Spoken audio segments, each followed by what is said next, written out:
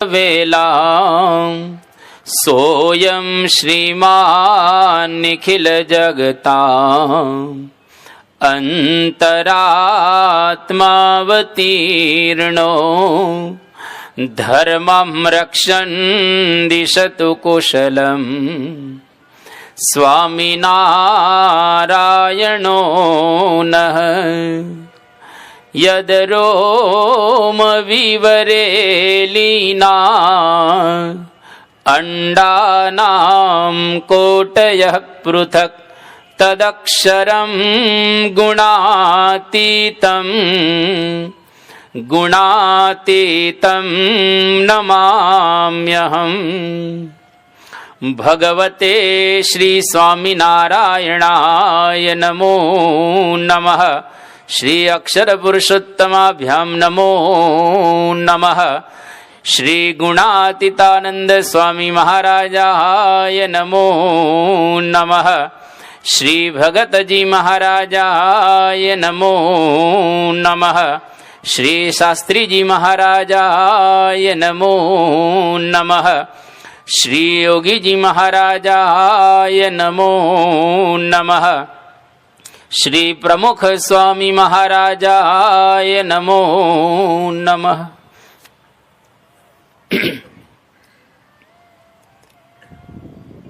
ભારત વર્ષની અંદર ઘણું બધું ઋષિઓએ આપણને જ્ઞાન પીરસેલું છે.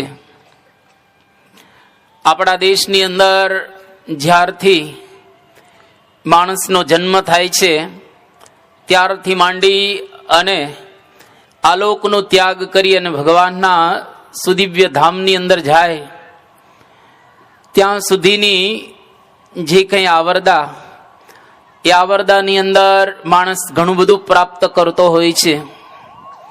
પરંતુ આ મનુષ્ય લોકની અંદર જ્યારે આપણે આવ્યા છીએ ત્યારે આપણું પરમ અને ચરમ લક્ષ્ય એ જ રહેલું છે કે એન કેન પ્રકારેણ ભગવાનને પ્રાપ્ત કરવા. કોઈ પણ સંજોગોની અંદર આપણે ભગવાનને ભૂલીએ નહીં. ભગવાન પુરુષોત્તમ નારાયણની સમીપે આપણે બેસવું છે, એની બાજુમાં વાસ કરવો છે.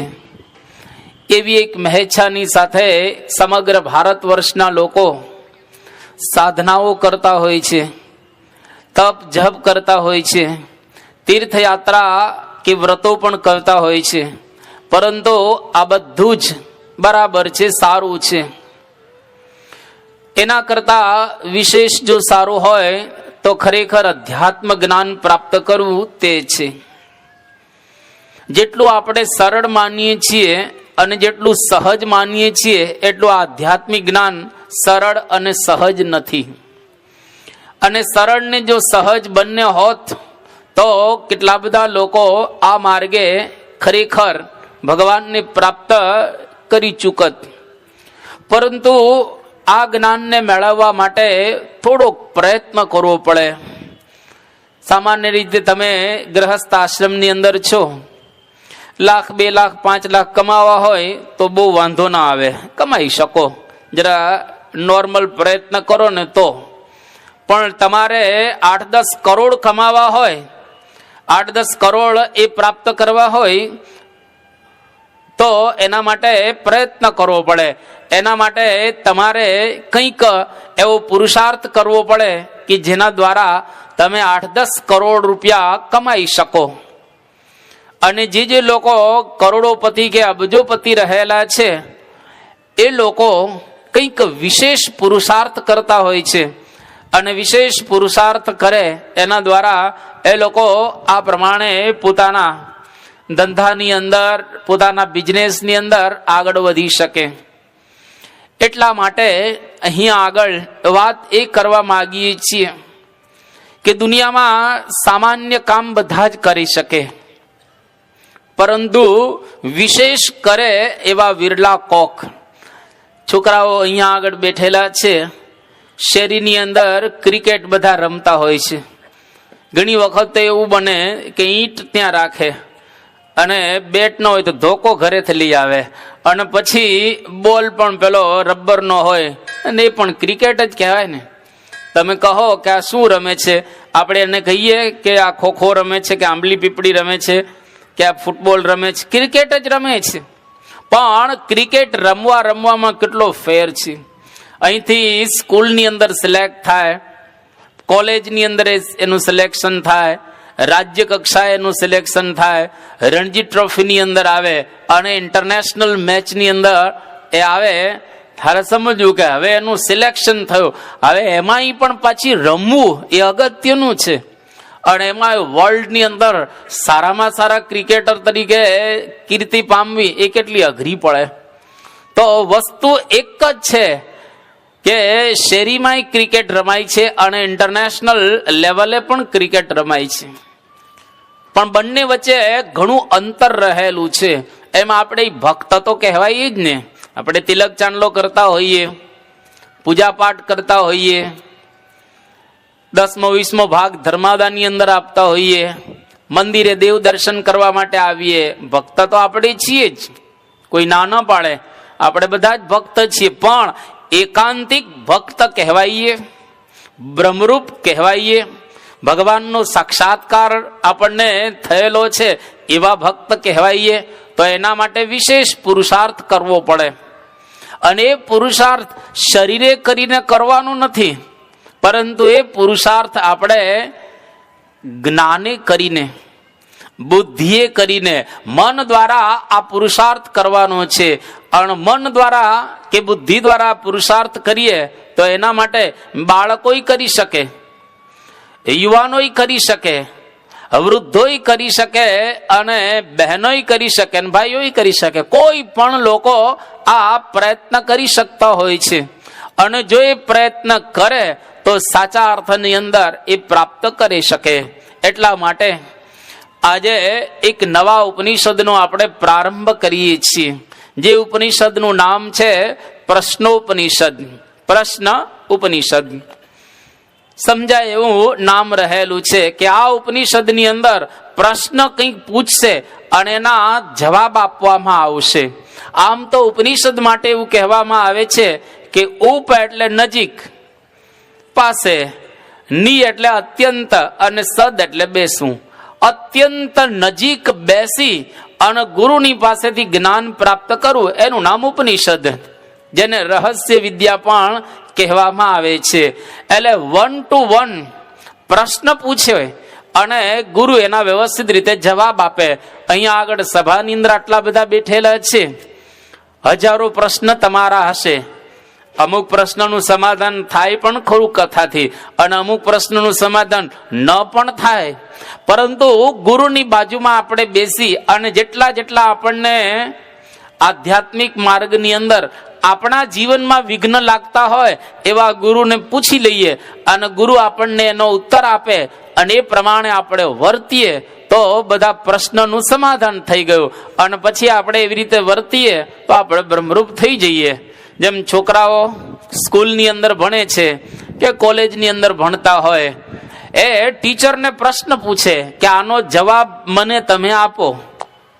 અને ટીચર કે પ્રોફેસર કે લેક્ચરર એનો જવાબ આપે, અને જવાબ બરાબર હોય અને છોકરો એ પ્રમાણે તૈયાર કરે, પછી પરીક્ષામાં લખે પાસ થઈ જાય. આટલું જ કરવાનું છે ને. અત્યારે પરીક્ષાનો પ્રારંભ થઈ ગયેલો છે, બધા છોકરાઓ પરીક્ષા આપવા માટે ગયા હશે આજે. તો જે છોકરો ક્લાસમાં બરાબર સમજ્યો હશે એનું પેપર સારું ગયું હશે, જે બરાબર નહીં સમજ્યો હોય એનું પેપર બરાબર નહીં ગયું હોય, અને જે ક્લાસમાં નહીં સમજ્યો હોય એ ઘણા આપઘાતે કરેલા છે કે મરી જઈએ. કારણ કે એક છોકરો હમણાં આજે સવારના પહોરમાં જ એક પેપર એને આપ્યું, બીજું પેપર આપવાની એની ઈચ્છા ન થઈ, અને રાત્રે એને નિર્ણય કર્યો કે મારે સવાર પેપર નથી આપવું. અને સંતોને ખબર પડી કે આ પેપર એને એક આપ્યું છે અને રાત્રે હવે નિર્ણય કર્યો છે કે બીજું નથી આપવું. તો સંતો સવારમાં શણગાર આરતી પછી એને ઘરે ગયા સમજાવવા માટે કે આપી દે. તો જો એ કેમ બેસી ગયો પાણીમાં કે એને બરાબર તૈયાર નહીં કર્યું હોય, બરાબર એને સ્ફુરાઈમાં નહીં થતું હોય, એટલા માટે એનો વિચાર આખો બદલાઈ ગયો. પણ જેને બરાબર પ્રશ્ન ઉત્તર દ્વારા પાકું કર્યું હોય એને વાંધો ના આવે. એટલે આ અધ્યાત્મ જ્ઞાન આજે આપણે પ્રશ્ન ઉપનિષદ દ્વારા સાંભળવાના છીએ, ત્યારે અહીંયા આગળ આ ઉપનિષદ અથર્વ વેદની પિપ્પલાદ નામની એક શાખા રહેલી છે. એ શાખાના બ્રાહ્મણ ભાગની અંતર્ગત આ ઉપનિષદ આવેલું છે. હવે ઘણી બધી શાખાઓ વેદની હોય, અથર્વ વેદની ઘણી શાખાઓ રહેલી છે. એમાંની એક શાખા પિપ્પલાદ શાખા, શાખા એટલે ભાગ, વિભાગ. અને એના પાછા બ્રાહ્મણ ગ્રંથો હોય, અને બ્રાહ્મણ ગ્રંથોની અંદર આ એનો અંતર્ગત ભાગ ગણે આ પ્રશ્ન ઉપનિષદ. અને પિપ્પલાદ નામના એક ઋષિને સુકેશા આદિક 6 ઋષિઓ 6 પ્રશ્ન પૂછે છે. અને 6 એટલા અદ્ભુત પ્રશ્ન પૂછે છે કે આખું ભારત વર્ષનું જેની કહેવાય એસન્સ એટલે કે નિચોડ રૂપ જ્ઞાન આ 6 પ્રશ્નની અંદર 6 ઋષિઓએ પિપ્પલાદ નામના મહર્ષિને પૂછેલું છે. તો અહીંયા આગળ આ ઉપનિષદનો પ્રારંભ કરતા પહેલા સૌથી પહેલા 2 શાંતિ પાઠ, 2 શાંતિ મંત્ર આપવામાં આવેલા છે. જે શાંતિ મંત્ર આપણે ઘણી વખત મહાપૂજાની અંદર કે વિધિ વિધાનની અંદર સાંભળી ચૂકેલા છીએ. સૌથી પહેલો મંત્ર અહીંયા આગળ કહે છે કે હરિ ઓમ ભદ્રં કર્ણેભિઃ શૃણુયામ દેવા ભદ્રં પશ્યેમાક્ષભિર્જત્રાઃ સ્થિરૈરંગે તુષ્ટુવાગુંસસ્તનુ વિર્વ્યશેમહિ દેવહિतं જદાયુઃ. અને બીજો શાંતિ મંત્ર કહે છે હરિ ઓમ સ્વસ્તિ ન ઇન્દ્રો વૃધશ્રવાઃ સ્વસ્તિ નઃ પૂષા વિશ્વવેદાઃ સ્વસ્તિ નસ્તાર્ક્ષ્યો અરિષ્ટનેમિઃ સ્વસ્તિ નો બૃહસ્પતિર્દધાતુ. આ પ્રમાણે 2 શાંતિ મંત્રથી ઉપનિષદનો પ્રારંભ કરે છે. બંને મંત્રની અંદર બહુ સુંદર વસ્તુ બતાવવામાં આવેલી છે. ભદ્રં કર્ણેભિઃ શૃણુયામઃ એટલે કે અમે અમારા કાન દ્વારા સારું સાંભળીએ, આંખ દ્વારા સારું જોઈએ. અમારા જેટલા બધા અંગો રહેલા છે, હે ભગવાન અંગોને તમે પુષ્ટ રાખજો, એને નિરોગી રાખજો. જે અંગ દ્વારા અમે અધ્યાત્મ જ્ઞાન પ્રાપ્ત કરી શકીએ. ન બલહીનેન આત્મા લભ્ય. જે માઈ કાંગલો હોય સાવ 3 વખત બોલાવો ત્યારે 1 વખત ઉભો થાય એવો હોય, એ ક્યારે આત્મજ્ઞાન પ્રાપ્ત ન કરી શકે. એટલે આત્મજ્ઞાન પ્રાપ્ત કરવા માટે પણ શરીર મજબૂત જોઈએ. મજબૂત એટલે એકદમ હૃષ્ટપુષ્ટની વાત નથી કરતા, પણ જરા નિરોગી જોઈએ. અને નિરોગી શરીર હોય તો એના દ્વારા આત્મજ્ઞાન પ્રાપ્ત કરી શકાય. જે માણસ રોગી હોય, એ રોગીને શરીરમાં દુઃખ ઘણા હોય, એને લઈને પીડા થાય. પીડા થાય એટલે એનું મન ભગવાનની અંદર લાગે નહીં. જોજો ઘણી વખત આપણને ક્યાંક ફોડકી થઈ હોય, અથવા તો તાવ આવતો હોય કે માથું દુખતું હોય, અને પછી આપણે કથા સાંભળવા આવીએ તો મન લાગે ખરું? લાગે જ નહીં. અહીંયા આગળ બેસવાનો આનંદ ન આવે. એટલે નિરોગી જો આપણે હોઈએ તો કથા વગેરે સાંભળવામાં આનંદ આવે, અને અધ્યાત્મ માર્ગની અંદર વિશેષ ને વિશેષ આપણે આગળ વધી શકીએ. એટલે સૌથી પહેલા આટલી વાત આ મંત્રની અંદર કરી. અને બીજો મંત્ર કહે છે સ્વસ્તિના ઇન્દ્રો વૃધશ્રવાહા, કે ઇન્દ્ર, ચંદ્ર આ બધા જ દેવતાઓ છે, એ બધા જ દેવતાઓ અમારું કલ્યાણ કરો, અમારું શુભ કરો, ભદ્ર કરો. આ પ્રમાણે 2 શાંતિ મંત્ર આપ્યા. અને છેલ્લે કહે છે કે ઓમ શાંતિ શાંતિ શાંતિ. 3 વખત શાંતિ શાંતિ શાંતિ કહે છે. કારણ કે અધ્યાત્મ, અધિભૂત અને અધિદેહ આ ત્રિવિધ તાપની અંદર માણસ માત્ર તપતા હોય છે. અધ્યાત્મ મનની પીડા, અધિદેહ ઉપરનો કોપ, અને અધિભૂત નીચેના ભૂત પ્રાણી માત્ર તરફથી આપણને કઈ વિઘ્ન આવે. આ ત્રણેયમાંથી ભગવાન આપણને શાંત કરે, 3 પ્રકારના વિઘ્નો આપણા જતા રહે. એ પ્રમાણે શાંતિ મંત્ર દ્વારા આ ઉપનિષદનો પ્રારંભ અહીંયા આગળ કરે છે.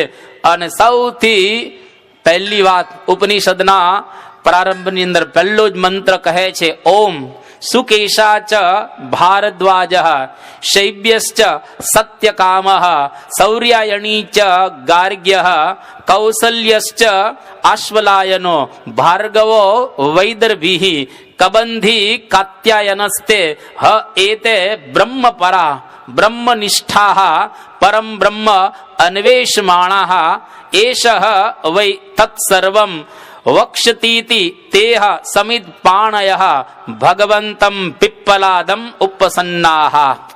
પહેલો મંત્ર એની અંદર એવી વાત કરે છે કે આ 6 ઋષિ પિપ્પલાદ નામના એક મહર્ષિના આશ્રમની અંદર જાય છે. પહેલાના વખતમાં એવી વ્યવસ્થા હતી. હવે લગભગ ગુરુકુળોની અંદર આવી વ્યવસ્થા સચવાયેલી છે કે 8 વર્ષનો બ્રાહ્મણનો દીકરો થાય એટલે એને જનોઈ આપવામાં આવે. ત્રિવર્ણ જનોઈ પહેરતા હતા શુદ્ર સિવાયના, પણ હવે બ્રાહ્મણને અમુક જ્ઞાતિઓ પહેરે છે સુથાર જેવા, બાકી પટેલ આપણે જનોઈ પહેરી શકીએ, પહેરી શકાય જનોઈ. એક શુદ્ર સિવાયના બધા જનોઈ પહેરી શકે. પણ અહીંયા આગળ એ હવે રિવાજ નીકળી ગયા છે. એટલે 8 વર્ષનો બ્રાહ્મણનો દીકરો થાય એટલે એને ગુરુકુળમાં મૂકવામાં આવે અને ગુરુના આશ્રમની અંદર 25 વર્ષ સુધી ભણે ગણે, વિદ્યા સંપાદન કરે, ગુરુનું જીવન જુએ કે આ ગુરુ કેવી રીતે વર્તે છે.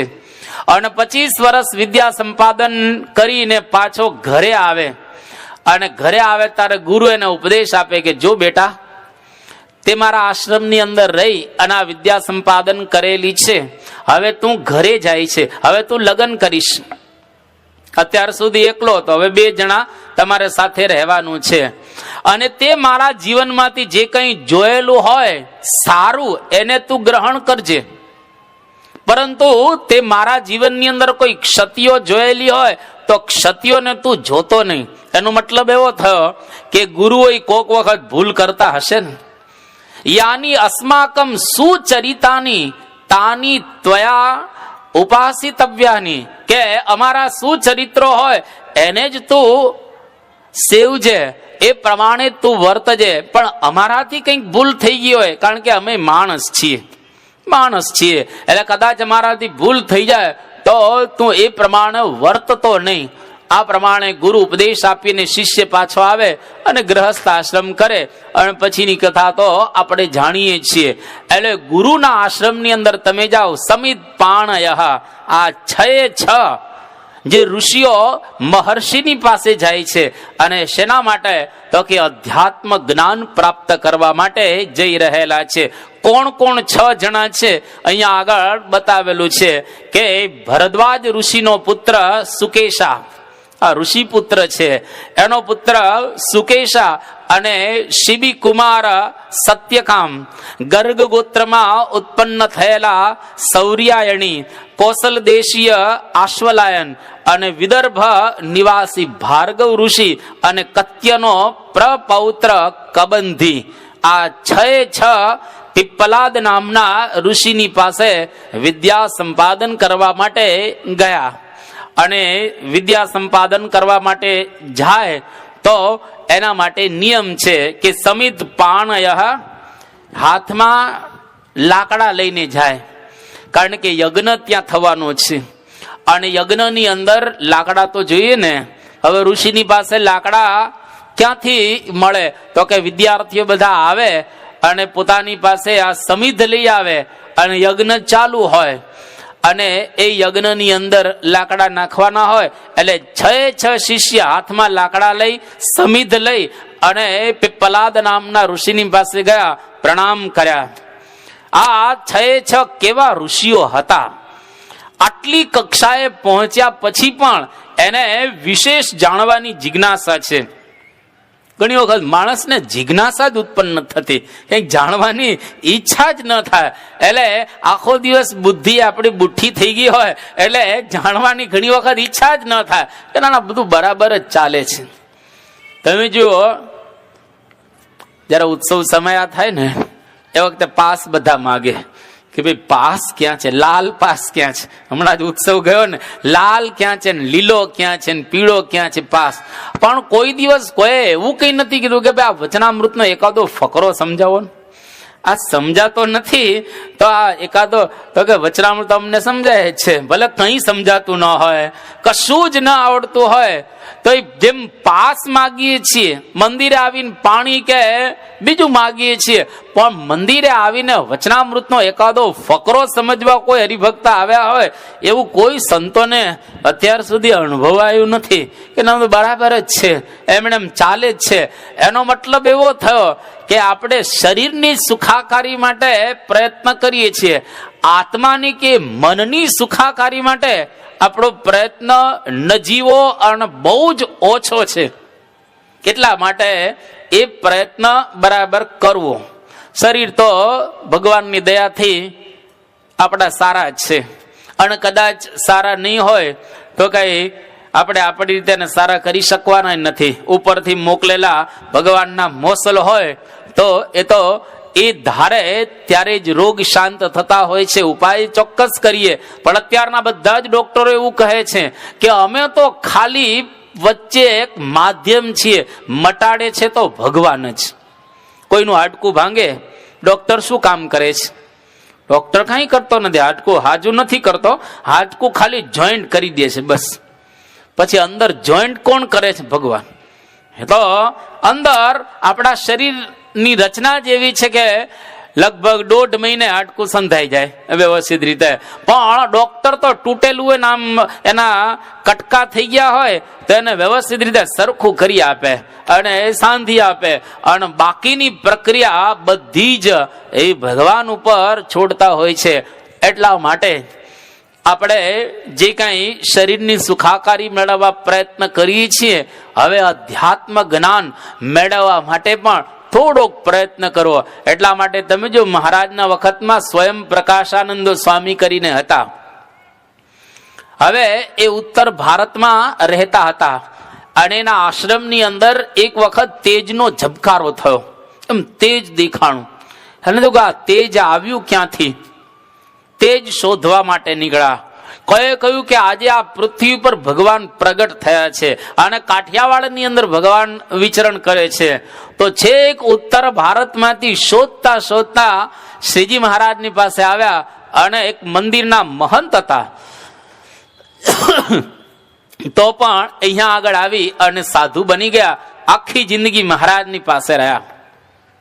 નિત્યાનંદ સ્વામી પણ એવા જ હતા, એ ભગવાનને શોધવા નીકળેલા કે કોઈક જગ્યાએ ભગવાન મળી જાય. જબરજસ્ત ભારત વર્ષના એક મહાન વિદ્વાન, અને એ ભગવાનને શોધતા શોધતા મેઘપુરની અંદર મહારાજ મળી ગયા. જુનાગઢ બાજુમાં મેઘપુર ગામ છે, ત્યાં આગળ મહારાજ મળ્યા, અને મહારાજ થકી એમને દીક્ષા ગ્રહણ કરી. જો ભગવાનને શોધવા નીકળ્યા. મુક્તાનંદ સ્વામી પણ ભગવાનને શોધવા નીકળ્યા. એવા કેટલાય નીકળેલા હતા ભગવાનને ભોજો ચારણ, આ ભગવાનને શોધવા માટે નીકળેલા. મૂળજી બ્રહ્મચારી ભગવાનને શોધવા માટે નીકળેલા. કુશળ કુંવરબા એના અંતરની અંદર ભગવાનને પ્રાપ્ત કરવાની ઈચ્છા હતી. એટલે ભગવાનને શોધવા, ભગવાનને મેળવવા માટે કંઈક પ્રયત્ન કરવો ઘટે. ભલે આપણે ઘરે હોઈએ તો પણ કઈ વાંધો નથી, પણ અંદરથી એક પ્રકારની જિજ્ઞાસા ઉત્પન્ન થવી જોઈએ કે મારે ભગવાનને કોઈ પણ સંજોગોની અંદર મેળવવા છે. આ 6 ઋષિઓ ભગવાનને શોધવા નીકળ્યા, પણ કેવા ઋષિઓ 6 હતા એનું 2 શબ્દમાં અહીંયા આગળ વર્ણન કરેલું છે કે બ્રહ્મ પરાહા, બ્રહ્મ નિષ્ઠાહા. આ બંને અદ્ભુત શબ્દ વાપરેલા છે.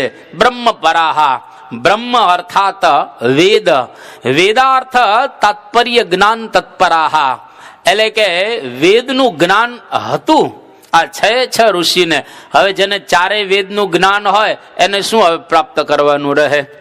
4 વેદ જાણતા હોય. અને સાથે સાથે કેવા હતા? બ્રહ્મ નિષ્ઠા, એટલે કે બ્રહ્મની અંદર એની નિષ્ઠા હતી. બ્રહ્મ એટલે કે તપની અંદર એ નિષ્ઠા ધરાવતા તપસ્વી હતા. એવા તપસ્વી અને વેદના જ્ઞાતા હતા. આ 2 બરાબર હતા, અને છતાંય પણ એને થયું કે આટલું પૂરતું નથી, આ પૂરતું નથી. કોઈક માણસને વેદનું જ્ઞાન થઈ જાય અને એકદમ જોરદાર તપ કરતો હોય એટલે એને થાય કે બસ હવે બધું પૂરું થઈ ગયું. એટલામાં પૂરું નથી થતો, પરંતુ અહીંયા આગળ કહે છે પરમ બ્રહ્મ અન્વેષ માણાહા, એટલે કે પરબ્રહ્મને શોધવા માટે નીકળ્યા.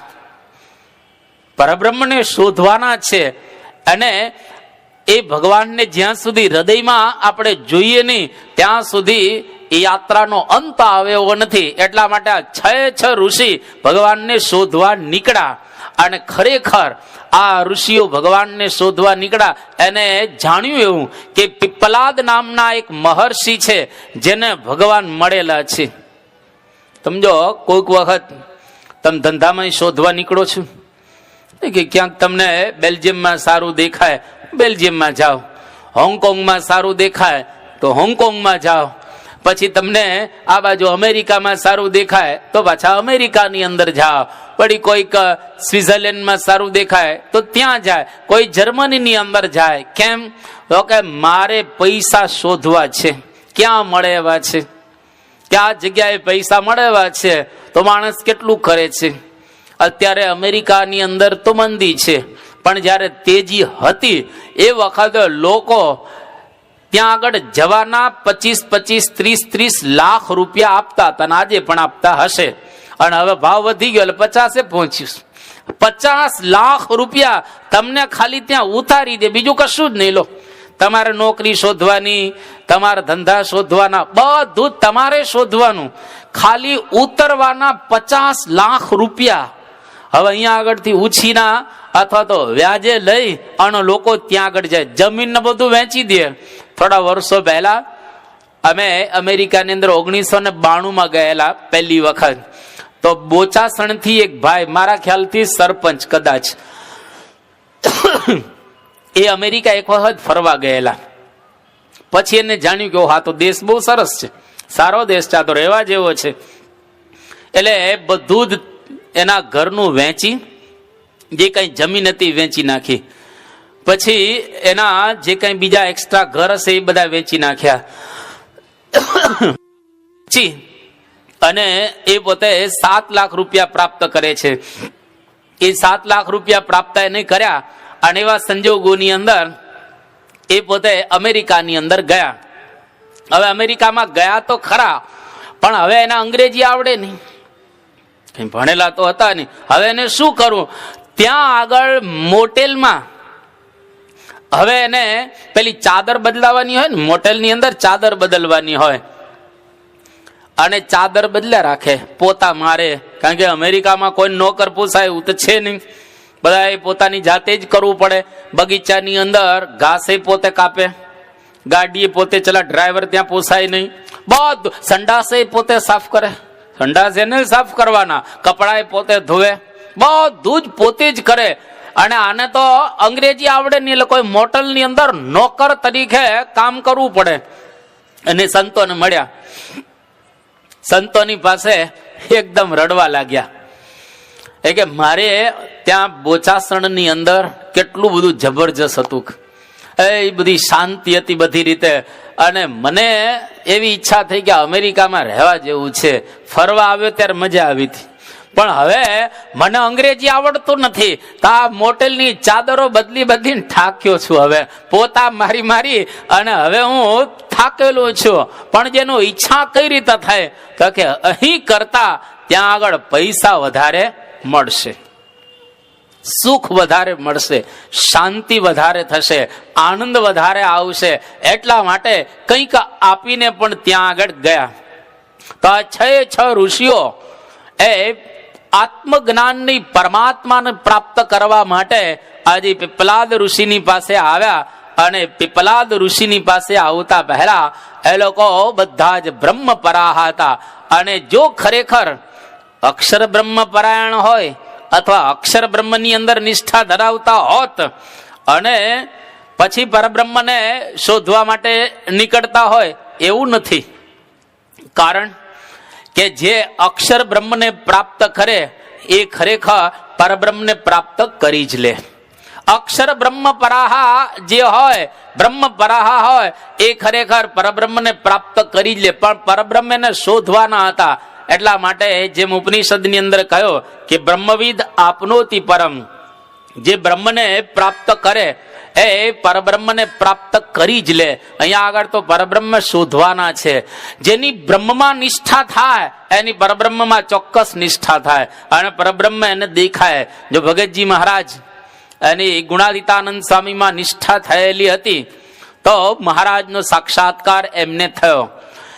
જાગા સ્વામી હતા જેને ગુણાતીતાનંદ સ્વામીની નિષ્ઠા હતી તો શ્રીજી મહારાજનો સાક્ષાત્કાર એને થયો. તે રીતે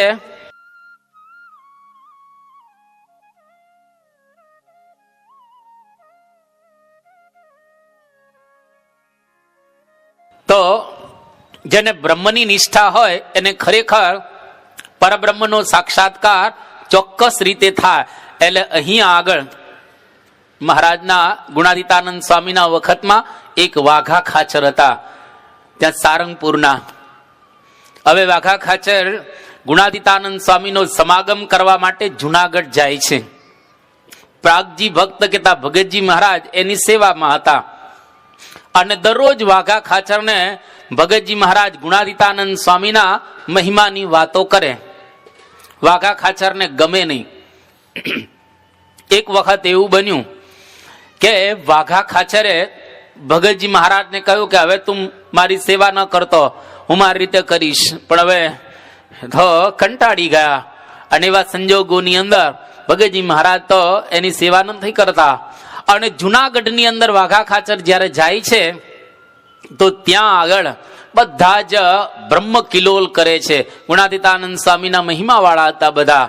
અને એ વખતે વાઘા ખાચર એકલા એકલા આ બધી વાતો સાંભળે ને બધું કરે, એને આનંદ એવો આવતો નથી.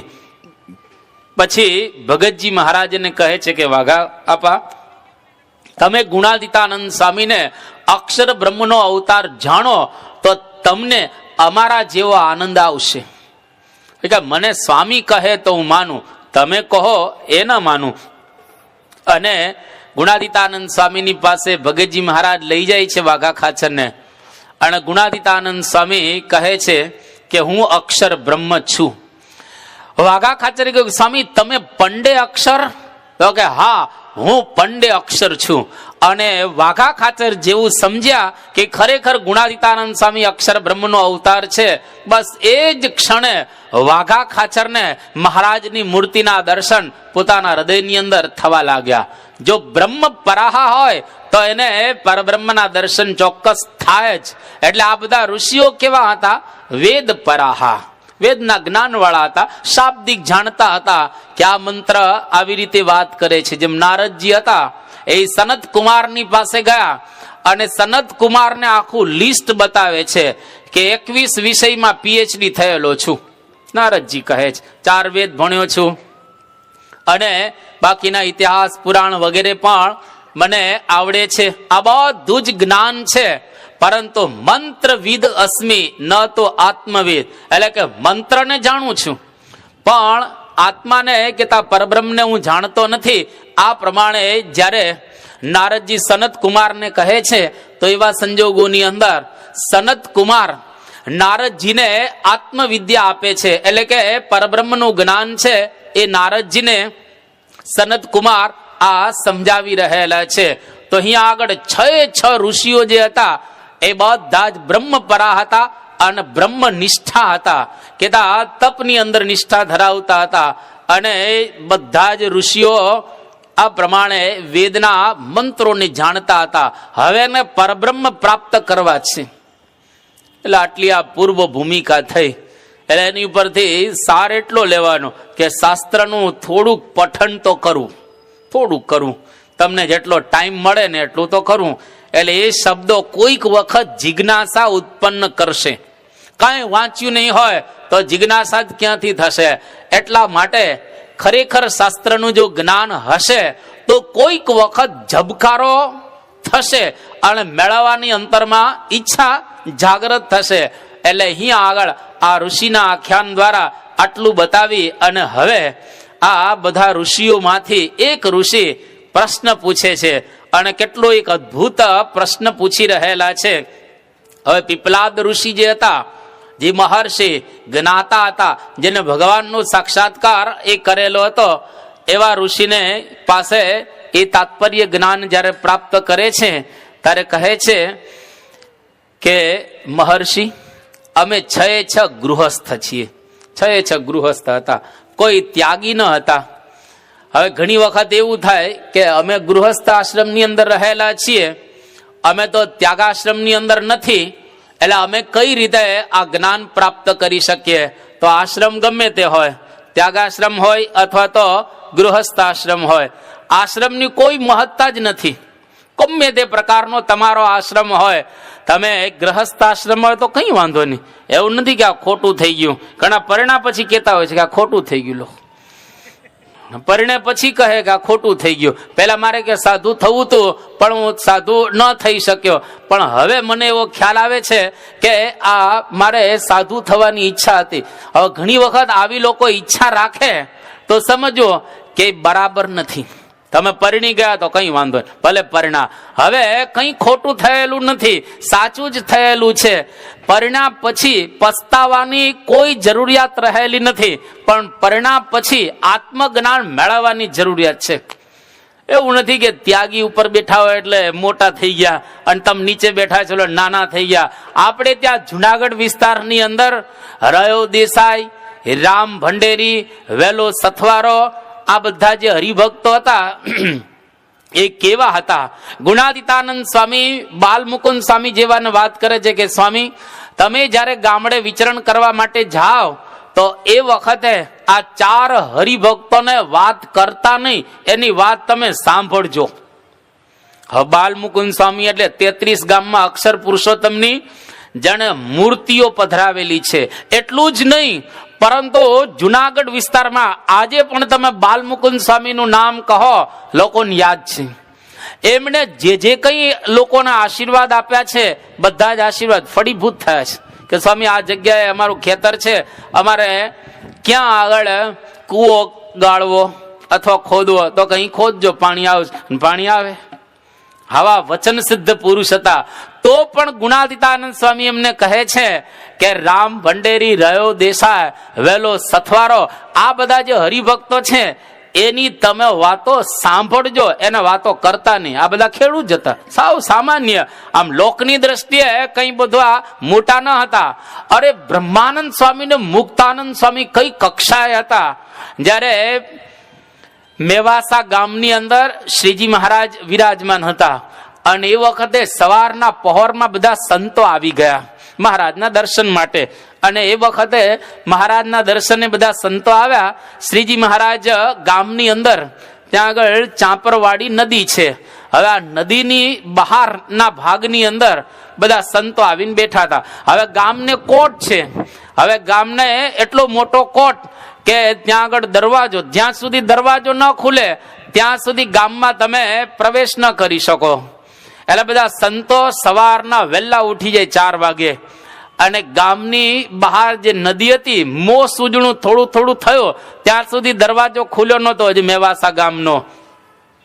અને એ વખતે મુક્તાનંદ સ્વામી ને બ્રહ્માનંદ સ્વામી 2 સંતો વાંચતા હતા અને ગોષ્ઠી કરતા હશે. શ્રીજી મહારાજ એમની પાસે આવે છે અને કહે છે કે શું કરો છો? કે મહારાજ, અમે વાંચીએ છીએ, ગામનો દરવાજો ખુલે એટલે અંદર જ જશું. ત્યારે મહારાજે કહ્યું કે તમે આ બધા દેશમાં ફરીને આવ્યા, કેવો સત્સંગ થયો છે?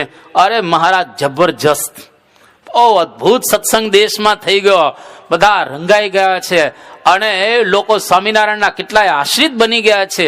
મહારાજ બીજો પ્રશ્ન પૂછ્યો કે લોકમાં તો સત્સંગ બહુ વધ્યો, પણ તમે કેવા સત્સંગી થયા છો? 2 સંતો જરા ખચકાયા, અચકાયા કે મહારાજ, અમે આમ ખરેખર સત્સંગી થયા. તમે ઘણી વખત ન થયા ને પછી બોલો ને તો બોધું બોલે. હે, બોધું બોલાય. તમને કોઈ પૂછે કે શું તમારી પાસે તો કરોડ રૂપિયા છે ને, કે આમ સમજી જાય નથી, આમ બોલો નથી તમારી પાસે કરોડ રૂપિયા, નહીતર તો તરત કે બાપાને દયા છે, બધે આમ સુખી છીએ, દાળ રોટલા નીકળે છે. કરોડ હોય તો લોકો કે દાળ રોટલા નીકળે છે. અલા પીઝાની વાત કરને, દાળ રોટલાની શા માટે કરે છે? તો આ બે સંતો કે મહારાજ આમ અમે પણ ખરેખર સત્સંગી થયા છીએ. મહારાજ જાણ્યું કે બરાબર નથી. પછી શ્રીજી મહારાજ બોલ્યા કે જો ખરેખર સત્સંગી થયા હો તો કહો અમે ક્યાં હતા અને ક્યાંથી આવ્યા. મહારાજ એવા સત્સંગી અમે નથી થયા. અમે ક્યાં, તમે ક્યાં હતા અને ક્યાંથી તમે અહીંયા આગળ આવ્યા? ભગવાન દેખાતા હોય તો જ બોલી શકાય ને. ભગવાન દેખાતા ન હોય તો બોલવું કઈ રીતે? કે મહારાજ એવા સત્સંગી અમે થયા નથી. ત્યારે શ્રીજી મહારાજ બ્રહ્માનંદ સ્વામીને કહે છે કે બ્રહ્માનંદ સ્વામી એવા સત્સંગી તો થવા જો માઇક ભાવ ટાળી અને દિવ્ય ભાવ રાખી અને અમારી મૂર્તિનું તમે 24 કલાક જો ચિંતન કરો તો સાચા અર્થની અંદર એવા સત્સંગી તમે થઈ શકો. આ મહારાજને બ્રહ્માનંદ સ્વામીએ વાત કરી તો આની ઉપરથી આપણને ખબર પડે. મહારાજ બ્રહ્માનંદ સ્વામીને કહે છે કે માઇક ભાવ પેલા ટાળી નાખો અને અમારી મૂર્તિનું 24 કલાક ચિંતન કરો તો તમે એવા સત્સંગી થઈ શકો. કે મહારાજ એ તો બહુ અઘરું પડે, વચ્ચે માયા છે ને બહુ મુશ્કેલી વાળી છે. ત્યારે શ્રીજી મહારાજ પોતાનું પહેરેલું હતું ઉપર અને બાજુ મૂકી દીધું. મહારાજ કે હવે માયા છે? એટલે બ્રહ્માનંદ સ્વામી સમજી ગયા કે મહારાજ શું કહેવા માગે છે. મહારાજ એ કહેવા માંગતા હતા કે બ્રહ્માનંદ સ્વામી તમે પરોક્ષ ભાવે ભક્તિ કરો છો પણ હું તમારી સામે પ્રત્યક્ષ છું. હું આ પ્રત્યક્ષ રહેલો છું. અને બ્રહ્માનંદ સ્વામી મહારાજના કહેવાનો મર્મ સમજ્યા અને પછી મહારાજે કહ્યું કે એવા સાચા સત્સંગી તો અમારા પર્વતભાઈ ને ગોવર્ધનભાઈ છે. ગોવર્ધનભાઈ પોતે દુકાન ચલાવતા હતા, પર્વતભાઈ ખેડૂત હતા. એ બંને સાચા સત્સંગી છે. અમે ક્યાં ફરતા છીએ અને ક્યાંથી ક્યાં આવીએ છીએ બે જણા બરાબર અમને દેખે. 24 કલાક અખંડ અમારી મૂર્તિને દેખી રહેલા છે. હવે 24 કલાક ભગવાનને જોવા એટલે આ કોઈ સામાન્ય કક્ષા નથી. તો આ બંને હરિભક્તો એવા હતા અને બે ગૃહસ્થ હતા, બે ઓર્ડિનરી હતા, પણ છતાંય મહારાજને એ દેખતા હતા. અને પેલી બાજુ બ્રહ્માનંદ સ્વામી અને મુક્તાનંદ સ્વામી બે સાધુ અને બે ધુરંધર, બે સદગુરુ અને બે ભગવાન થઈને પૂજા એવા હતા. તો એ પેલા સામાન્ય ઓર્ડિનરી હરિભક્ત જેવા હતા નહીં. એટલે આશ્રમ અગત્યનો નથી. કહેવાનો ભાવાર્થ એટલો છે કોઈ પણ આશ્રમમાં તમે હો કઈ વાંધો નહીં. ગ્રહસ્થ આશ્રમમાં ગયા હોય તો ગ્રહસ્થ આશ્રમમાં અને ત્યાગાશ્રમમાં આવી ગયા હોય તો ત્યાગાશ્રમની અંદર આશ્રમ ગમે તે હોય પરંતુ જિજ્ઞાસા અંતરમાંથી થવી જોઈએ. તો અહીંયા આગળ આ પિપ્પલાદ ઋષિ હવે આ 6 જણા આવ્યા અને એનું સ્વાગત કર્યું કે આવો પધારો. સમિધ આપ્યા, લાકડા આપ્યા, લાકડા સ્વીકારી લીધા યજ્ઞ માટે. અને કે તમારી જિજ્ઞાસા કેવી છે? તો કે બ્રહ્મ જિજ્ઞાસા, બ્રહ્મને મેળવવાની. અથા તો બ્રહ્મ જિજ્ઞાસા. આ પહેલું સૂત્ર છે બ્રહ્મ સૂત્રનું, ભગવાન વેદવ્યાસ લખેલું. અતઃ બ્રહ્મ જિજ્ઞાસા. હવે હું આ બ્રહ્મની જિજ્ઞાસા કરું છું. કે આ બ્રહ્મને મેળવવાની મારી જિજ્ઞાસા છે, તમે મને બતાવો બ્રહ્મ કેવું છે વગેરે વગેરે. આગળ બ્રહ્મસૂત્રમાં વિશેષની વાતો કરવામાં આવેલી છે. એટલે આ બધા જ ઋષિઓને જિજ્ઞાસા ઉત્પન્ન થાય. હવે આ પિપ્પલાદ ઋષિ 6 ઋષિને શું કહે છે કે હા બહુ આવી ગયા, તમે બહુ સારું કામ કર્યું, ચાલો હવે હું તમને ભગવાન બતાવી દઉં. એમ નહીં, એમ બતાવતા નથી. પણ સૌથી પહેલા કહે છે કે તાન સહ ઋષિ ઉવાચ ભૂયઃ તપસા બ્રહ્મચર્યેણ શ્રદ્ધયા સંવત્સ્યથ યથા કામમ પ્રશ્નાન પૃચ્છથ યદિ વિજ્ઞાસ્યામઃ સર્વમ હવો વક્ષ્યામ ઇતિ. કે તમે અહીંયા આગળ આવ્યા છો બરાબર છે. ભૂય તપસા બ્રહ્મચર્યેણ શ્રદ્ધયા, કે બ્રહ્મચર્ય રાખી શ્રદ્ધાપૂર્વક અહીં આગળ 1 વર્ષ સુધી તપ કરો. 1 પૂરું વર્ષ. અને 1 વર્ષ પૂરું થાય પછી યથા કામમ તમારી ઈચ્છા પ્રમાણે પ્રશ્ન તમે પૂછો અને જો મને એના ઉત્તર આવડતા હશે તો હું આપીશ, નહીં આવડતા હોય તો નહીં આપું. પણ પ્રશ્ન પૂછવાને લાયક તમે ક્યારે થશો? તો કે 1 વર્ષ સુધી આશ્રમની અંદર તમે રહો, શ્રદ્ધાથી તપ કરીને અને બ્રહ્મચર્ય વ્રત રાખીને, અને પછી મને તમે પ્રશ્ન પૂછજો. ત્યાં સુધી તમારે કઈ પૂછવાનું નહીં. કેટલું અઘરું પડે. સૌથી પહેલા 3 વાત કરી: તપ કરવાનું, બ્રહ્મચર્ય રાખવાનું અને જીવનની અંદર શ્રદ્ધા રાખવાની. શ્રદ્ધા, બ્રહ્મચર્ય અને તપ, 3માંથી એકેયમાં આપણું તો પાન્યું પડે એવું નથી. સૌથી પહેલી વાત કરે છે કે બ્રહ્મચર્ય રાખો. ગ્રહસ્થ આશ્રમ પ્રમાણે ગ્રહસ્થોએ બ્રહ્મચર્ય રાખવાનું, ત્યાગીઓએ ત્યાગીની રીતે બ્રહ્મચર્ય. 1 વર્ષ સુધી સ્ત્રી સાથે કોઈ સંબંધ નથી થવાનો હવે એને, કારણ કે 1 વર્ષ આશ્રમમાં રહેવાના જ. પરણેલા છે 6 જણા. 1 વર્ષનું તમે બ્રહ્મચર્ય વ્રત પાલન કરો. અને બીજી વાત કરે છે કે તપ, જીવનની અંદર કઈ કઈ ઇન્દ્રિયોનો નિગ્રહ કરો. ખાવાનું તો થોડું ઓછું ખાય, જોવાનું તો કે ઓછું જુઓ, સાંભળવાનું તો કે નિયમ પ્રમાણે સાંભળો. આ બધું જ તમે તપ કરો. તપશ્ચ શાસ્ત્ર વિહિત ભોગ સંકોચ લક્ષણમ. શાસ્ત્રની અંદર જે ભોગો બતાવેલા છે એ ભોગોમાંથી વૃત્તિ તમારી પાછી વાળો 1 વર્ષ સુધી. એટલે આ પ્રમાણે તપ કરો. અને ત્રીજી વાત કરી, શ્રદ્ધા રાખો. બહુ અઘરું શ્રદ્ધા રાખવી. જ્યાં દેખાય ને એમાં કોઈ પ્રોબ્લેમ ન હોય, ન દેખાય ને ત્યાં જ મુશ્કેલી, ત્યાં જ શ્રદ્ધાની જરૂર પડે. એટલા માટે શ્રદ્ધાની વ્યાખ્યા શાસ્ત્રોની અંદર બતાવવામાં આવી કે શાસ્ત્રીય શ્રેય સાધને વિશ્વાસ પૂર્વિકા ત્વરા શ્રદ્ધા. કે કેતા શ્રેય સાધને એટલે કે મોક્ષ મેળવવાના સાધનમાં વિશ્વાસ પૂર્વક ધીરજ રાખવી એને શ્રદ્ધા કહેવામાં આવે છે. કઈ ન દેખાય વર્ષો સુધી તોય પણ મંડ્યા રહેવું એ શ્રદ્ધા છે. એટલા માટે સ્કંદ પુરાણની અંદર એક બહુ સુંદર વાત બતાવવામાં આવી. સ્કંદ પુરાણમાં 2 શ્લોક બતાવે છે. જો આ શ્રદ્ધાનો મહિમા કહેવો છે, અત્યારે વાત પછી કરું, પણ આવી શ્રદ્ધાથી કોઈ જો જોડાય ને તેને કેટલી ફળની પ્રાપ્તિ થાય છે.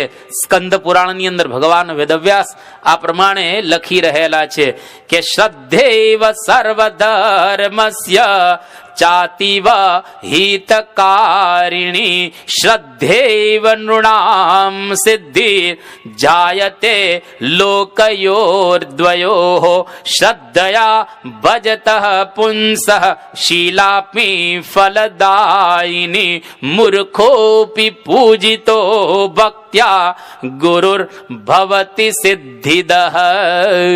આ 2 શ્લોકમાં એક વાત કરે છે કે શ્રદ્ધાથી પથ્થર પણ ફળદાયી તમને થઈ જાય.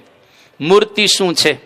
તો કે મૂર્તિની અંદર ભગવાન અને ભગવાનના સંત અંદર દૈવત મૂકે છે અને દૈવત દ્વારા આપણે એની અંદર શ્રદ્ધા રાખીએ છીએ. મૂર્તિ પથ્થર જ છે ને, અષ્ટ પ્રકારની મૂર્તિ છે.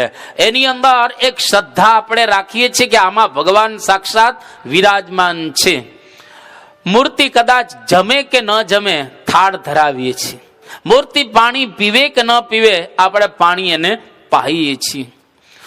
અને વર્ષોથી આપણે આ પ્રમાણે કરતા જ આવીએ છીએ. 35 લાખ મંદિરોમાં મૂર્તિ બિરાજમાન છે. દરેક મૂર્તિની સમક્ષ થાળ ધરાવવામાં આવે છે. કોઈક વખત ભગવાન થાળ જમી જાય છે, દરરોજ ન જમતા. અને દરરોજ જમતા હોય તો આપણે ધરાવવાનું બંધ કરી દો, સાદો થાળ કરી નાખીએ. અત્યારે જે ધામધૂમ હોય છે સાદો કરી નાખી કે ભાઈ આટલું દરરોજ આટલું બધું જમી જાય તો પછી આપણે મુશ્કેલી. તમારા ઘરની અંદર ફર્સ્ટ ક્લાસ તમે થાળ કરો અને મૂર્તિ દરરોજ જમી જાય તો આ તો એક માણસ થઈ ગયા ને. આપણા ઘરની અંદર એક સભ્ય વધી ગયા અને આ મોંઘવારી પોસાય નહીં પાછું મંદીના સમયમાં. તો ભગવાન કોઈક વખત જમી જાય. આમ તો દરરોજ જમે છે પણ આપણને દેખાતું નથી. આપણો ભાવ ભગવાન અંગીકાર કરે છે પણ આપણને શ્રદ્ધા છે કે ભગવાન ચોક્કસ જમે. એટલા માટે જ આપણે થાળ ધરાવીએ છીએ ને. જો આપણને શ્રદ્ધા ન હોય તો આપણે ક્યારેય ભગવાનને ધરાવતા હોતા નથી. કેટલાય લોકો અથવા કેટલાય ધર્મો એવા છે જે લોકો મૂર્તિ પૂજાની અંદર શ્રદ્ધા નથી ધરાવતા. જેમ કે દયાનંદ સરસ્વતીના આશ્રિતો બધા મૂર્તિ પૂજામાં એ લોકો, જેને આર્ય સમાજી આપણે કહીએ છીએ, એ લોકો મૂર્તિને માનતા નથી. ઇસ્લામની અંદર મૂર્તિ પૂજાનો વિરોધ કરવામાં આવેલો છે. ક્રિશ્ચિયાનિટીની અંદર મૂર્તિ પૂજાનો વિરોધ કરવામાં આવેલો છે. એટલે મૂર્તિઓને લોકો માનતા નથી. પણ આપણા હિન્દુ ધર્મની અંદર આપણે મૂર્તિઓની અંદર શ્રદ્ધા રાખીએ છીએ. એટલે મૂર્તિ આમ તો પથ્થર જ છે, પણ એની અંદર ભગવાન ને ભગવાનના સંત દૈવત મૂકે એટલે એ મૂર્તિ સાક્ષાત ભગવાન તુલ્ય બની જાય. એટલા માટે અહીંયા આગળ કહે છે કે શ્રદ્ધાથી પથ્થર પણ ફળદાયી થાય છે. ભાવે હિ વિદ્યતે દેવો તસ્માત ભાવો હિ કારણમ. ભાવનાની અંદર દેવ પણ વિરાજમાન છે. અને બીજી વાત કરે છે અહીંયા આગળ કે મૂર્ખોપી પૂજિત ભક્ત્યા ગુરુર ભવતી સિદ્ધિદઃ. બસ આ એક જે શ્લોક છે એની અંદર ભારત વર્ષના બધા જ ગુરુઓ સાચા થઈ ગયા, ભલે ખોટા હોય તો પણ. અહીંયા આગળ બહુ સ્પષ્ટ રૂપમાં બતાવવામાં આવેલું છે કે મૂર્ખ અપી પૂજિત. કોઈનો ગુરુ મૂર્ખ હોય, મૂર્ખ ગુરુ, ખોટા ગુરુ, ખરાબ ગુરુ એવા હોય, પણ એના ભક્તની જો શ્રદ્ધા હોય તો એના દ્વારા સિદ્ધિ મળેલ. ગુરુ ખોટા હોય પણ ભક્ત જો સાચો હોય, શ્રદ્ધાથી જોડાયેલો હોય તો ખરેખર સિદ્ધિ પ્રાપ્ત કરે. અને બધાના ગુરુ સાચા હોય એવું નથી અને ખોટા હોય એવું પણ રહેલું નથી. તો આજે કેટલાય તમને એ વાત જોવા મળશે કે જે ગુરુના જે બહારના જે કારસ્થાનો તમે જુઓ તેમ લાગે કે આ ગુરુ થઈને આવું કરે છે, અને છતાં આટલા બધા ભક્તો એની અંદર જોડાયેલા છે. ભક્ત શ્રદ્ધાથી જોડાય છે, અને શ્રદ્ધાથી જો બરાબર ગુરુની અંદર જોડાય, ગુરુ ખોટા હોય તો પણ ભક્તને સિદ્ધિ મળે. ફરીથી એટલો આ શ્લોક હવે સમજાય છે. મૂર્ખોપી, મૂર્ખ હોવા છતાં પૂજિત, તમે એને પૂજેલો હોય ભક્ત્યા, એટલે ભક્તિપૂર્વક ગુરુ ભવતી, ગુરુ થાય છે સિદ્ધિદઃ, સિદ્ધિ આપનારા. આ સ્કંદ પુરાણનો ભગવાન વેદવ્યાસનો આ શ્લોક છે.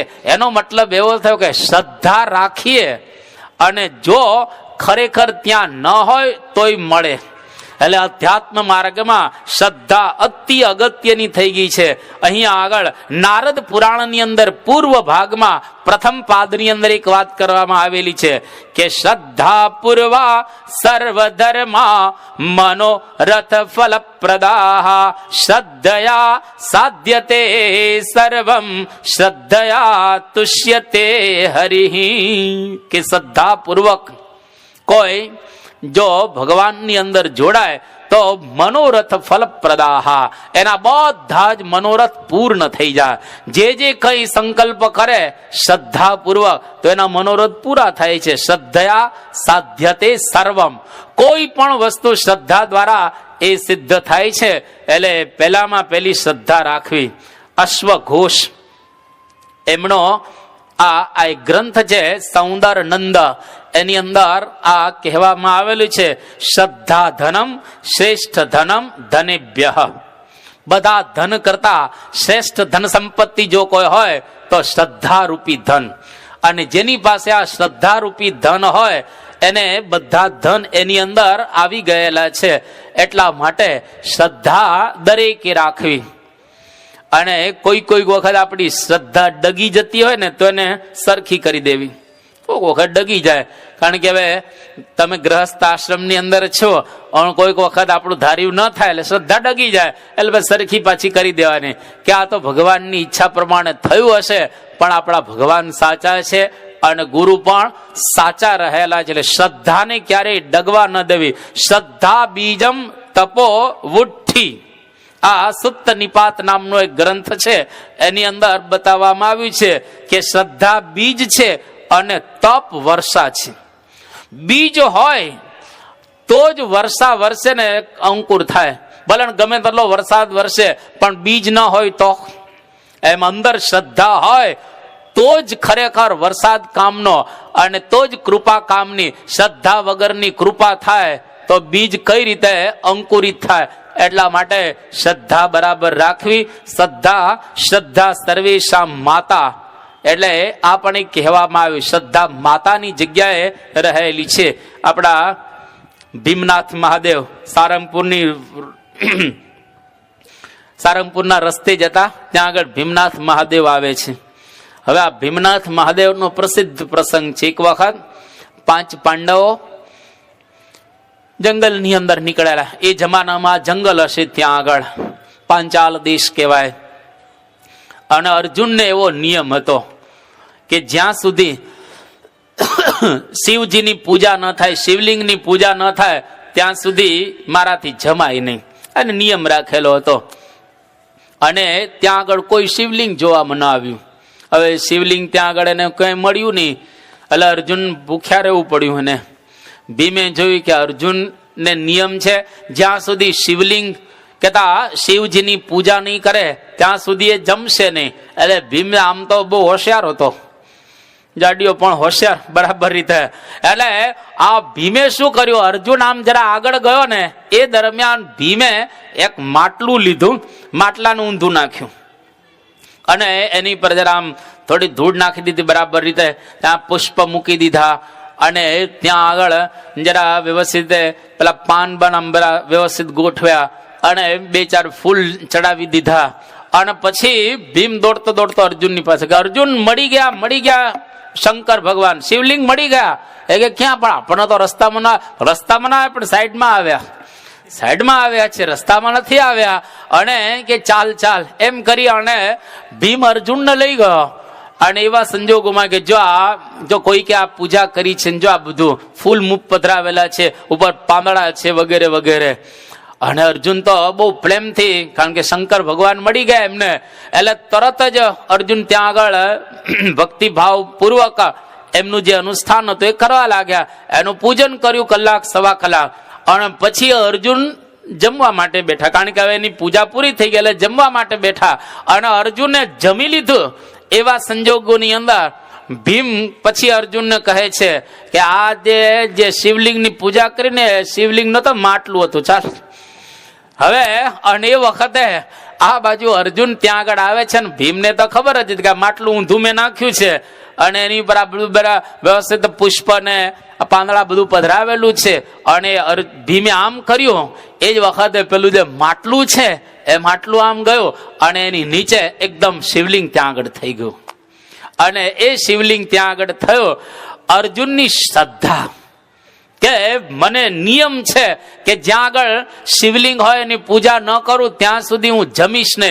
એની શ્રદ્ધા દ્વારા માટલાની અંદર શિવલિંગ ઉત્પન્ન થઈ ગયો.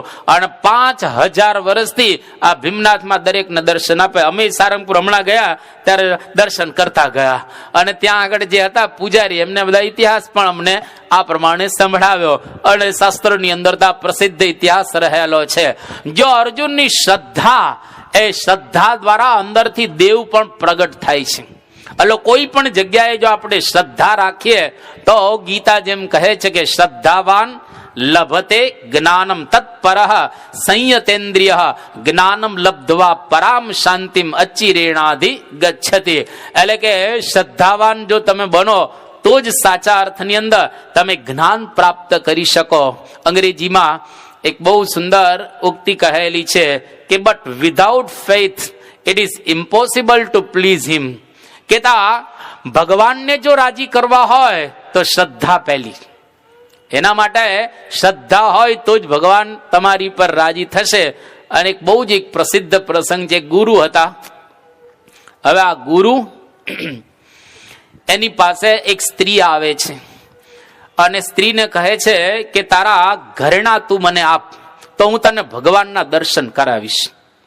આવી એને શરત મૂકી ગુરુજીએ. એટલે પેલી બાઈ એકદમ ભોળી હતી અને ભગવાન પ્રાપ્ત કરવા હતા. એટલે પોતાના ઘરેણા ગુરુજીને આપે છે. ગુરુજીએ ઘરેણા લઈ લીધા. બધા ઘરેણા લઈ અને એને પોટલી બાંધી અને પેલી બાઈને કહે છે કે ચાલ હવે તને ભગવાનના હું દર્શન કરવા માટે લઈ જાઉં છું. પેલી બાઈ કે સારું. બાઈની સાથે સાથે આ ગુરુજી પણ ગયા અને 2 જણા એક કુવાની પાસે પહોંચ્યા. કુવાની અંદર પાણી ન હતું પણ કુવો બહુ ઊંડો ન હતો. એટલે ગુરુજીએ પેલી બાઈને કુવામાં ઉતારી દીધી અને કુવામાં ઉતારી આંખે પાટા બાંધ્યા અને પછી એને એકદમ કૂવામાં આવતા ગુરુજી પેલી પોટલી લઈ ઘરેણાની બહાર નીકળી ગયા અને પેલી બાઈને કહે છે કે અહીંયા આગળ ભજન કરજે અને શ્રદ્ધા રાખજે, ભગવાન ચોક્કસ મળશે, ભગવાન ચોક્કસ અહીંયા આગળ તને મળવાના છે. એમ કરીને ઘરેણા ચોરીને ભાગી ગયો. એને તો ઘરેણા જ જોતા હતા, બીજું કશું જોઈતું ન હતું અને ભાગી ગયો. પેલી બાઈ શ્રદ્ધાવાળી. હવે આ ગુરુ ખોટો અને ઠગ હતો, પણ પેલી બાઈની શ્રદ્ધા એવી જબરજસ્ત હતી, એને લઈ અને કુવાની અંદર બાઈ ભજન કર્યા રાખે છે કે ગુરુજી કહી ગયા છે કે ભગવાન મળશે જ. અને ખરેખર એ બાઈએ ભક્તિ કરી શ્રદ્ધા પૂર્વક એને લઈને ભગવાને એને ત્યાં આગળ દર્શન આપ્યા. એટલે બાઈને દર્શન આપ્યા અને એવા સંજોગોમાં બા એકદમ પ્રસન્ન થઈ ગઈ. પણ એ ગુરુને લઈને નહોતા મળેલા, એની શ્રદ્ધાને લઈ અને એને ભગવાન પ્રાપ્ત થયા હતા. એટલે કદાચ કોક વખત કોક આપણે ઊંધે રસ્તે ચડાવી દે, આપણે તો ચડ્યા જ નથી, પણ કોઈક આવા શિષ્ય હોય ને ઊંધે રસ્તે ચડી ગયા હોય, પણ એની શ્રદ્ધા જો ભગવાનમાં સાચી હોય તો સાચા અર્થમાં ભગવાનના એને દર્શન થાય. એટલે કોઈ પણ સંપ્રદાયની અંદર તમે હો તો એના માટે શ્રદ્ધા અતિ અગત્યની છે. તો આપણા તો કેટલા સદભાગ્ય ગણાય, આપણે ગુરુ સાચા મળ્યા છે અને શ્રદ્ધા પણ હવે સાચી રાખવાની છે. જો બે બરાબર રાખીએ તો આને આ દેહે શ્રીજી મહારાજનો સાક્ષાત્કાર આપણને ચોક્કસ થાય, એમાં કોઈ શંકાને સ્થાન રહેલું નથી. એટલે અહીંયા આગળ આ 6 શિષ્યો ગુરુની પાસે આવ્યા, 1 વર્ષ સુધી તપ કરાવે છે, શ્રદ્ધાપૂર્વક તપ કર્યું 6 શિષ્ય. અને 1 વર્ષ પછી ગુરુ હવે એને કહે છે કે તમારે કંઈ પૂછવું હોય તો પૂછો. હવે કદાચ આપણને આમ કહે સ્વામી બાપા, આમ તો કહેતા નથી બાપા, પણ કહે કે 1 વર્ષ સુધી બ્રહ્મચર્ય પાળવાનું, શ્રદ્ધા રાખવાની અને બરાબર તપ કરવાનું. 3માંથી એકેય નથી.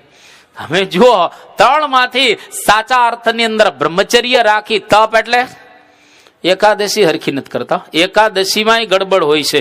ઘણા લોકો તો એકાદશી જતી રહે, બાર હશે કે ગઈકાલે ગઈ કે હાસ ભલે ગઈ. હવે આ સારું થયું. ઘણા લોકો કે સવારમાં ખવાઈ ગયું ભૂલથી. હવે ભૂલ શું થાય? તમારા ઘરમાં કેલેન્ડર નથી?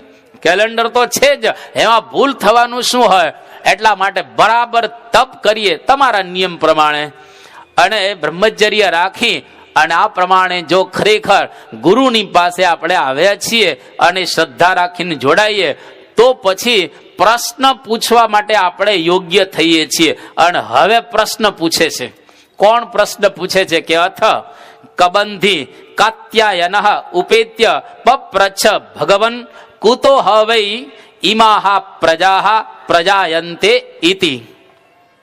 આ કત્ય ઋષિના પ્રપૌત્ર જેનું નામ કબંધી છે, એ કબંધી ઋષિ મહર્ષિ એવા પિપ્પલાદને પ્રશ્ન પૂછે છે કે ભગવાન, આ પ્રજા ક્યાંથી ઉત્પન્ન થયેલી છે? આ આખું જગત ક્યાંથી ઉત્પન્ન થયેલું છે એ તમે મને સમજાવો બરાબર રીતે. અને એ વખતે આ પિપ્પલાદ ઋષિ એનો જવાબ આપે છે કે તસ્મૈ સ હોવાચ પ્રજા કામ વૈ પ્રજાપતિ સ તપ અતપ્યત સ તપસ્તપ્ત્વા સ મિથુનમ ઉત્પાદયતે રયિંચ પ્રાણંચ ઇતિ એતૌ મે બહુધા પ્રજા કરિષ્યત ઇતિ. એનો જવાબ આપ્યો કે પ્રજાપતિ એટલે બ્રહ્મા નહીં, પ્રજાનામ પતિ અર્થાત બ્રહ્માદિ જે દેવો છે એના પણ પતિ એવા પરબ્રહ્મ પુરુષોત્તમ નારાયણ કેતા ભગવાન, એ ભગવાને પોતે તપ અતપ્યત, ભગવાન પોતે તપશ્ચર્યા કરે છે, એને પણ તપ કર્યું. શા માટે? આ સૃષ્ટિ ઉત્પન્ન કરવા માટે. અને સૃષ્ટિ ઉત્પન્ન કરવા માટે એ પોતે પણ તપ કરે છે. અને એમાંથી રયિંચ પ્રાણંચ, રઈ અને પ્રાણ મિથુન એક જોડકું એમણે ઉત્પન્ન કર્યું. એટલે પરબ્રહ્મ પુરુષોત્તમ નારાયણે એક જોડકું ઉત્પન્ન કર્યું. આ રઈ એટલે કોણ અને પ્રાણ એટલે કોણ?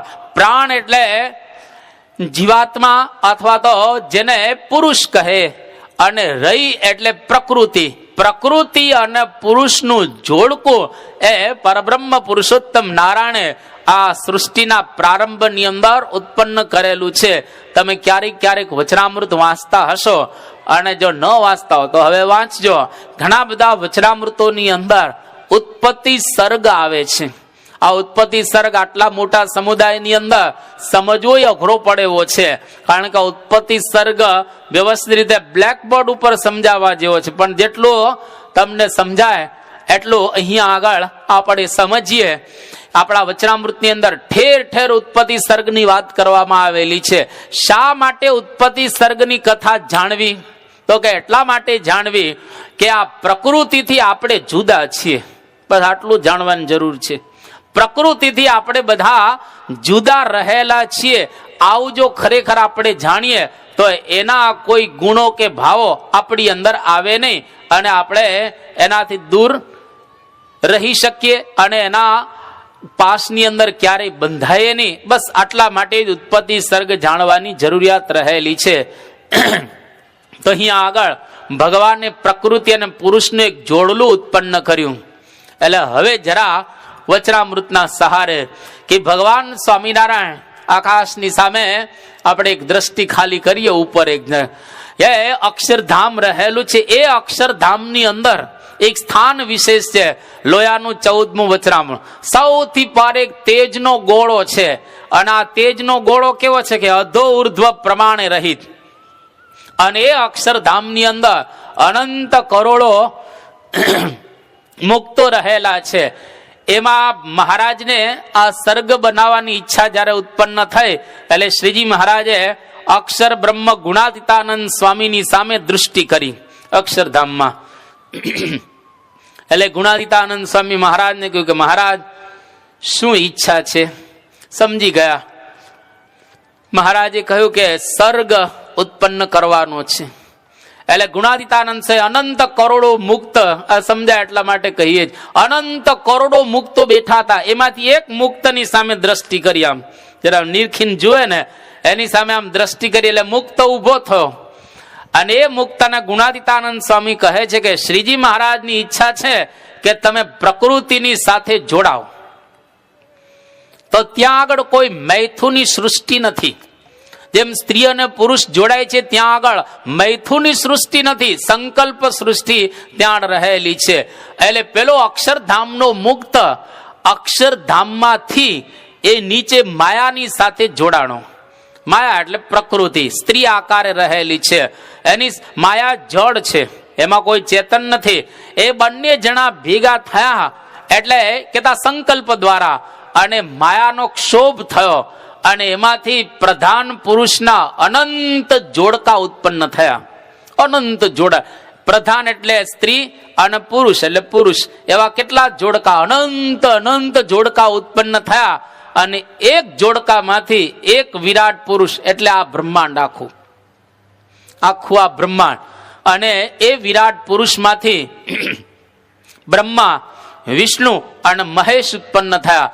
અને બ્રહ્મા વિષ્ણુ ને મહેશ ઉત્પન્ન થઈ ગયા પછી બ્રહ્માજી માંથી આ પ્રમાણે એની નાભી કમળમાંથી, આ વિરાટ નારાયણની નાભી કમળમાંથી બ્રહ્માજી ઉત્પન્ન થયા. અને બ્રહ્માજી માંથી મરીચ્યાદિક પ્રજાપતિઓ ઉત્પન્ન થયા. મરીચ્યાદિક પ્રજાપતિમાંથી દેવ, દાનવ અને માનવ, અને આ જંગમ સૃષ્ટિ ઉત્પન્ન થાય. આ પ્રમાણે આખ્યા સૃષ્ટિ પ્રક્રિયા રહેલી છે. એમાં ઘણા બધા પ્રશ્નો રહેલા છે. બ્લેકબોર્ડ ઉપર તમને જરા વ્યવસ્થિત રીતે આ દેખાય ને સારી રીતે સમજાય. આ ખાલી તમને ટેલર બતાવ્યું. ટૂંકમાં પરબ્રહ્મ પુરુષોત્તમ નારાયણની ઈચ્છા કે આ આખી સૃષ્ટિ ઉત્પન્ન થાય, તો અહીંયા આગળ કહે છે કે સૌથી પહેલા એક જોડલું ઉત્પન્ન કર્યો પુરુષ અને પ્રકૃતિનું. અને આ બંને જણા આ જયારે ઉત્પન્ન થયા એમાંથી આખો સર્ગ ઉત્પન્ન થયો. અને એ સર્ગની કથા હવે અહીંયા આગળ બતાવશે. બહુ સુંદર કથા એક આખ્યાન દ્વારા સમજાવવાના છે. 6 જ પ્રશ્ન છે આ ઉપનિષદમાં, પણ 6 પ્રશ્ન એટલા અદ્ભુત છે. આખી સૃષ્ટિના મૂળના 6 પ્રશ્નો રહેલા છે, જેનું નિરૂપણ હવે આપણે આવતા શનિવારે એ કરીશું. અહીંયા આગળ આપણી પારાયણને આપણે પૂર્ણ કરીએ. શ્રી સ્વામિનારાયણ ભગવાનની છે.